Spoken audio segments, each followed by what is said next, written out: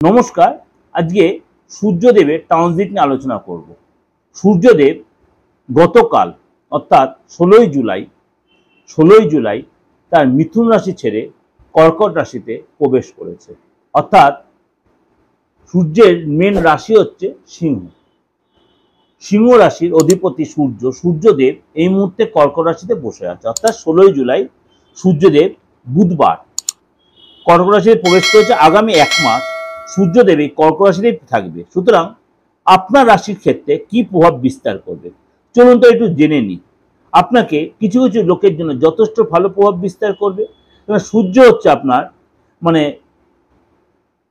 রাজ্য রাজনীতি, আপনার আত্মার কারক গ্রহ, আত্মবিশ্বাস, তপস্যা, আপনার ডান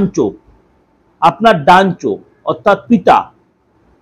আমি দুটো চোখই বলছি, কিন্তু ডান চোখটা বেশি সূর্যদেব দেখে, বা চোখটা দেখে হচ্ছে চন্দ্র।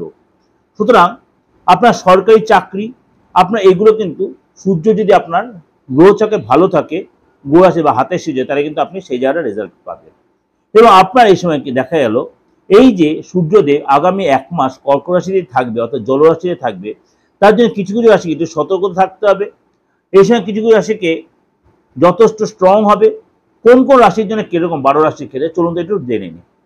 মকর রাশি, আপনার ব্যক্তিত্ব যথেষ্ট ডেভেলপ করবে এবং আপনার এই সময় কিন্তু নিজের মধ্যে কিন্তু আপনার প্রচন্ড একটা কনফিডেন্স, প্রচন্ড একটা ঔদ্ধত্য, অহংকার বাড়তে পারে। দাম্পত্য জীবনে চাপ আসবে বা প্রেশার আসতে, দাম্পত্য অবরোধ আসবে। প্রেমের জায়গাটা কিন্তু আপনার ডিস্টার্ব হতে পারে।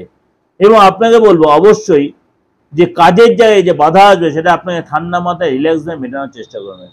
দৈনিক ক্ষেত্রে দৈনিক যে আয়, তার মধ্যে কিন্তু ব্যবধান হবে। দৈনিক যে আয়টা ছিল সেই জায়গাটা কিন্তু ব্যবধান এসে আটকে যেতে পারে। সরকারি ক্ষেত্রে, সরকারি ব্যাপারে আপনার কিন্তু অনেকটাই সাপোর্ট পাবেন, কিন্তু আপনাকে খুব ধীর স্থির হয়ে চলতে, তাড়াহুড়া করবেন না, ঔদ্ধত্য দেখাবেন না। মানসিক চিন্তা বৃদ্ধি হবে এবং মাথা যন্ত্রণা বাড়বে। স্পন্ডিলাইসিস বলুন, প্রেশার বলুন, এগুলো কিন্তু আপনার বাড়তে পারে মকর রাশি লোকেরা। এটা আপনাদের কাছে আমি একটা ওভারঅল প্রেজেন্টেশন করলাম। এর সাথে আমি কিন্তু 15 to 15 অর্থাৎ 15ই জুলাই টু 15 আগস্ট সেটা ফলো করতে পারেন, অর্ধবার্ষিকী ফলো করবেন। এবং অবশ্যই এই মেষ টু মিন যে সূর্য গ্রহের ট্রানজিট, এটা যদি ফলো করেন, দেখবেন আপনাদের পুরো জলের মতো পরিষ্কার হয়ে যাচ্ছে।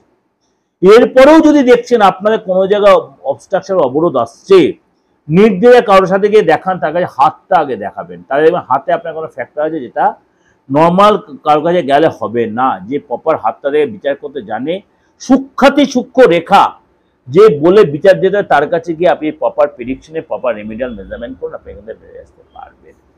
আর এই যে সূর্যগ্রহের ট্রানজিট জলরাশিতে হয়েছে আগামী একটা মাস, 12 রাশির কি প্রভাব, এর ক্ষেত্রে আপনার বাস্তুর ক্ষেত্রেও কি প্রভাব, সেটাও কিন্তু আপনি এখানে প্রভাব বুঝতে পারবেন। যদি বাস্তু ক্ষেত্রে কোনো ফ্যাক্টর হয়, অবশ্যই নেগলিজেন্সি না করে আপনি কিন্তু বাস্তুটা দেখে নেওয়ার চেষ্টা করবেন, বাস্তু রেক্টিফিকেশন করবেন। নাহলে কিন্তু হাজার প্রতিকার করলেও কিন্তু বাস্তু ঠিক না হলে আপনাকে সাপোর্ট দেবে না।